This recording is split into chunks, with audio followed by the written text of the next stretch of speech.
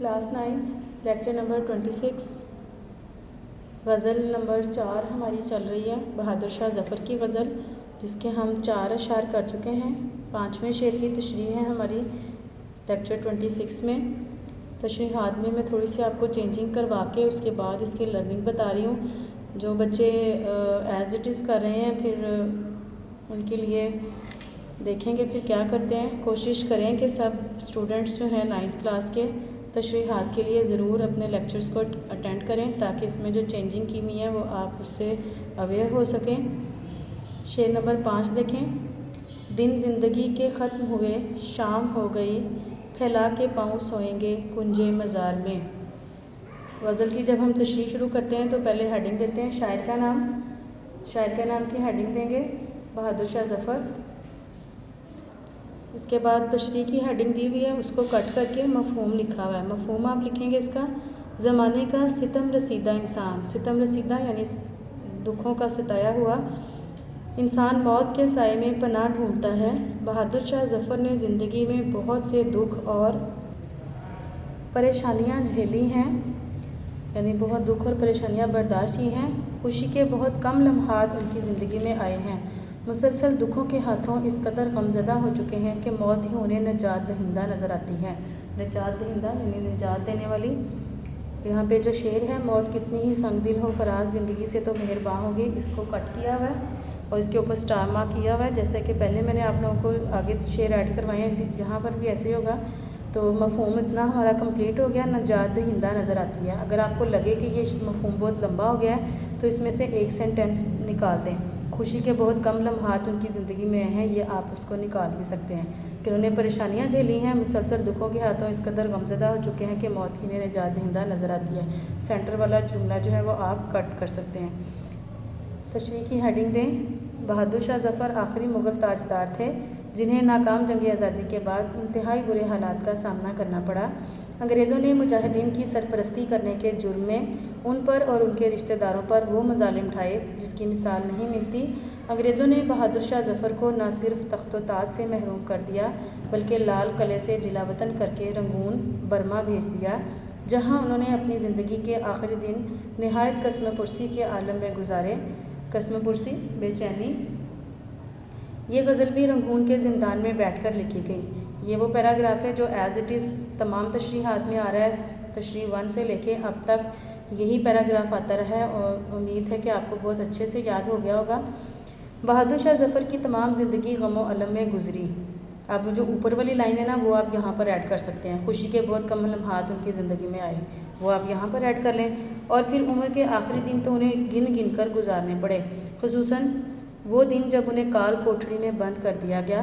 काल कोठरी ऐसी कोठरी थी वो कि जिसके अंदर रोशनी का जो था वो कह लें कि एक ज़र्रा भी नहीं जाता था, बिल्कुल वो बंद थी और अंधेरी कोठरी में वो थे और आज़ाद फ़ज़ा में सांस लेने को तरस गए थे। बहादुर शाह ज़फ़र के बारे में मैंने एक जगह पढ़ा था कि इस कदर वो अंधेरे में रह कर मायूस हो चुके थे कि उन्होंने अपनी ज़िंदगी की आखिरी हसरत ही ये बना ली थी कि जो है बस मेरी ज़िंदगी की आखिरी तमन्ना ये है कि मुझे आज़ाद फ़ज़ा में एक सांस लेने दिया जा सके। लेकिन वो आज़ाद फ़ज़ा में सांस नहीं ले सके थे, उससे पहले ही उनकी डेथ हो गई थी उसी काल कोठरी में। तो बहुत ज़्यादा अंधेरे वाली और बहुत ज़्यादा ही वो तंग व तारीक कोठरी थी जिसमें उन्हें बंद किया गया था, जहाँ वो सुकून के साथ ना बैठ सकते और ना सो सकते थे। इमेजिन करें, यानी कब्र के मुतरादिफ कह लें कि वो होगी कि जब इंसान सोचे कि इस तरह की जगह पर इंसान कैसे रह सकता है, बैठ सकता है, तो कैसे वो वहाँ पे सुकून कर सकते हैं। तो फिर उसे मौत ही जो है वो हर चीज़ का हल नज़र आ रही होती है। अब मौत ही इन्हें मुश्किलात से निजात दिलाने का वाहिद रास्ता नज़र आती है। यहाँ पर मैंने स्टार मार्क किया और एक ऊपर स्टार मार्क है, तो वो वाली आप मौत वाली जो शेर है यहाँ ऐड कर लेंगे। मौत कितनी ही संगदिल हो फराज ज़िंदगी से तो मेहरबान होगी। शायर इस ख्याल पर मसरूर हैं यानी खुश हैं कि मरने के बाद कोई जुल्म व सितम करने वाला ना होगा।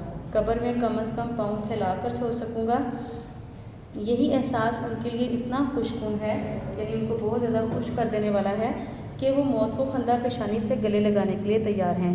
खंदा पेशानी से यानी बहुत खुश दिली से गले लगाने के लिए तैयार हैं। बकौल शायर, دل کو سکون، روح کو آرام آ گیا، موت آ گئی کہ دوست کا پیغام آ گیا۔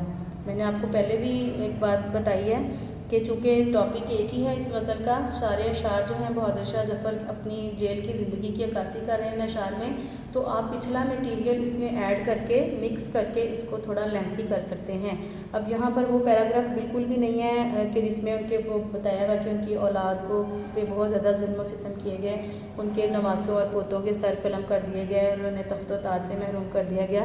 تو یہ والی لائنس آپ یاد تو کی ہوئی ہیں آپ نے، تیسری تشریح میں کی ہیں، چوتھی میں کی ہیں، تو آپ وہ اس میں ایڈ کر کے، کیونکہ وہ اشعار کے درمیان جو ہے وہ گیپ بہت کم رہ گیا، تو آپ اس کو لمبا کر کے تو پھر کر سکتے ہیں۔ انشاءاللہ تعالیٰ میں کوشش پوری کروں گی کہ نیکسٹ آپ کو جب جو نوٹس ملیں گے ان میں یہ تشریحات کے نیو پرنٹ آپ کو چلے جائیں، ان کی میں کریکشن کر کے انشاءاللہ آپ کو نیو پرنٹ جو ہے وہ دے دوں گی۔ یہ آپ کی ڈائری ہے لیکچر نمبر 26 کی۔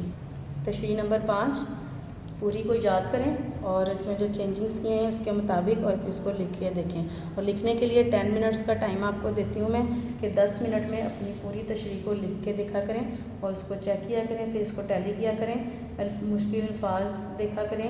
بہت سارے اسٹوڈنٹس جو ہیں 10th کلاس کے اسپیشلی بوائز، ان کی جو ہیں وہ املا بہت کمزور ہے، تو اس میں جو مشکل لفظ ہوتے ہیں ان کو ضرور لکھ کر دیکھا کریں۔ جیسے ستم رسیدہ کا ورڈ تھا اس کے اندر، پھر اس کے بعد اس میں مزید ہیں قسم پرسی ہے، جیسے کال کوٹھڑی ہے، پھر اس کے بعد ظلم و ستم، خندہ پیشانی، تو اس طرح کے الفاظ کو ضرور لکھ کے ان کی پریکٹس کیا کریں۔